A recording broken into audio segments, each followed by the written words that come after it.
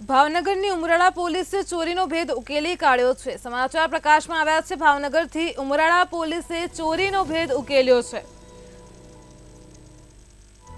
તો ભાવનગરમાં 24 કલાકમાં 4 લાખની ચોરીનો ભેદ ઉકેલાઈ ગયો છે। ઉમરાળા પોલીસે ચોરીનો ભેદ ઉકેલી કાઢ્યો છે। સુરતના યાંત્રિક સોના ચાંદીના સહિત રોકડ રકમની ફરિયાદનો મામલો હતો, તો મુસાફરે જ ચોરી કર્યાનું સામે આવ્યું છે।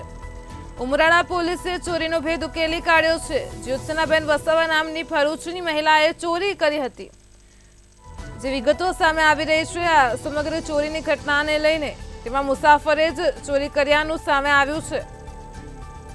24 કલાકમાં 4 લાખની ચોરીનો ભેદ ઉકેલાઈ ગયો છે। સુરતના યાંત્રિક સોના ચાંદીના સહિત રોકડ રકમની ફરિયાદનો મામલો હતો।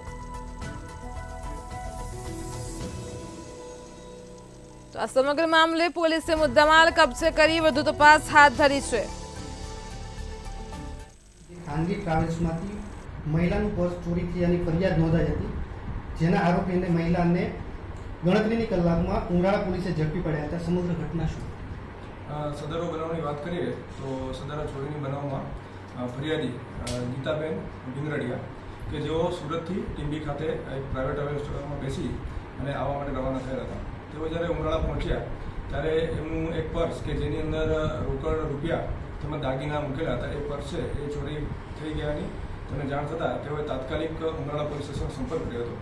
ઉમરાળા પોલીસ સ્ટેશન દ્વારા આ બનાવની ગંભીરતાને ધ્યાને લઈ અને તાત્કાલિક ગુનો નોંધી અને સદરુ ચોરીનો ભેદ છે એ ઉકેલવા માટે પ્રયત્નો હાથ ધરવામાં આવ્યા હતા।